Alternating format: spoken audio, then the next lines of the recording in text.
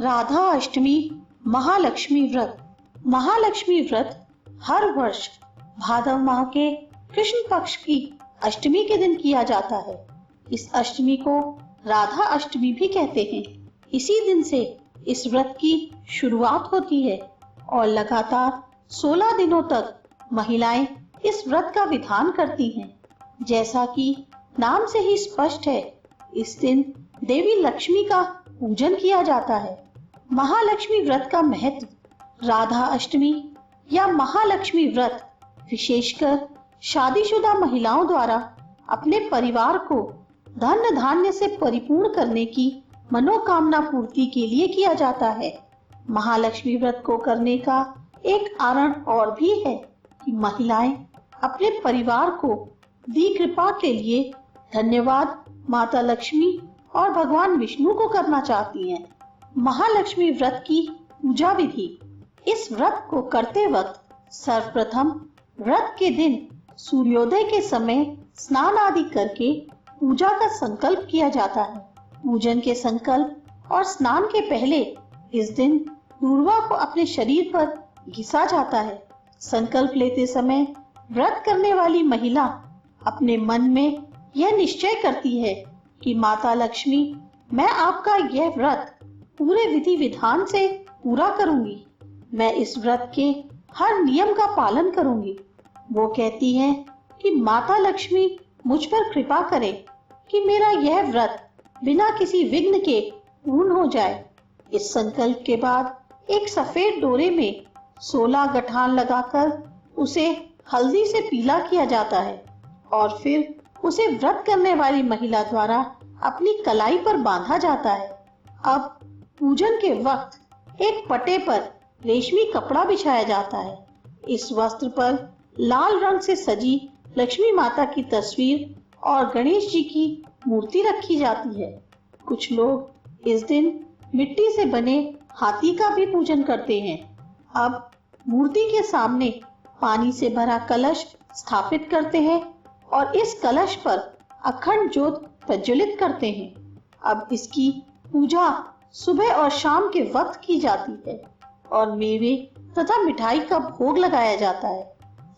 पूजन के प्रथम दिन लाल नाड़े में 16 गांठ लगाकर इसे घर के हर सदस्य के हाथ में बांधा जाता है और पूजन के बाद इसे लक्ष्मी जी के चरणों में चढ़ाया जाता है।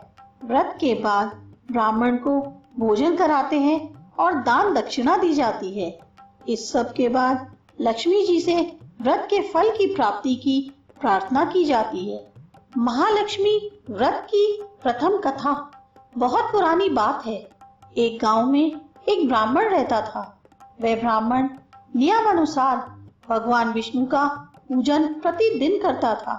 उसकी भक्ति से प्रसन्न होकर भगवान विष्णु ने उसे दर्शन दिए और इच्छा अनुसार वरदान देने का वचन दिया। ब्राह्मण ने माता लक्ष्मी का वास अपने घर में होने का वरदान मांगा। ब्राह्मण के ऐसा कहने पर भगवान विष्णु ने कहा, यहाँ मंदिर में रोज एक स्त्री आती है और वह यहाँ गोबर के उपले थापती है। वही माता लक्ष्मी है। तुम उन्हें अपने घर में आमंत्रित करो। देवी लक्ष्मी के चरण तुम्हारे घर में पड़ने से तुम्हारा घर धन धान्य से भर जाएगा। ऐसा कहकर भगवान विष्णु अदृश्य हो गए। अब दूसरे दिन सुबह से ही ब्राह्मण देवी लक्ष्मी के इंतजार में मंदिर के सामने बैठ गया।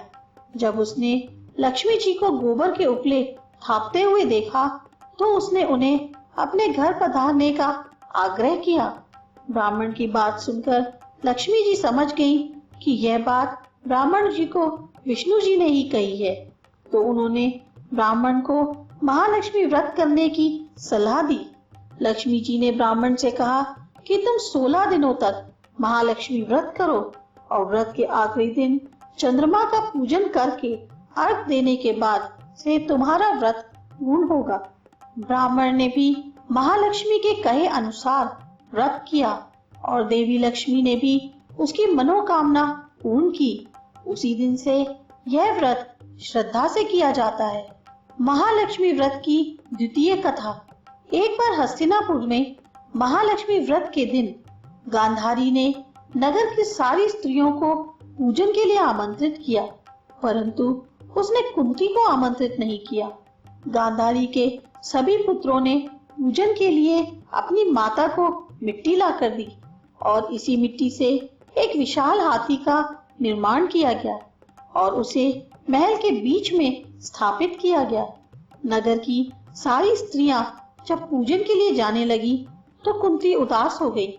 जब कुंती के पुत्रों ने उसकी उदासी का कारण पूछा तो उसने सारी बात बताई। इस पर अर्जुन ने कहा, माता, आप पूजन की तैयारी कीजिए, मैं आपके लिए हाथी लेकर आता हूँ।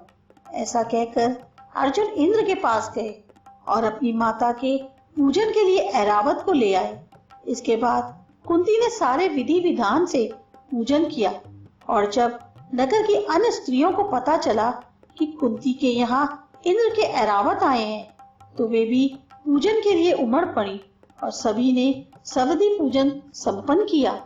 ऐसा कहा जाता है कि इस व्रत की कहानी 16 बार कही जाती है और हर चीज या पूजन सामग्री 16 बार चढ़ाई जाती है।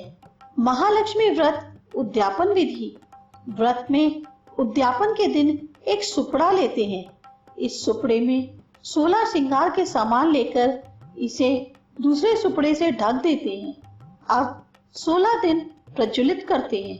पूजन के बाद इसे देवी को स्पर्श कराकर दान करते हैं। व्रत के बाद चंद्रमा को अर्घ देते हैं और लक्ष्मी जी को अपने घर पधारने का आमंत्रण देते हैं।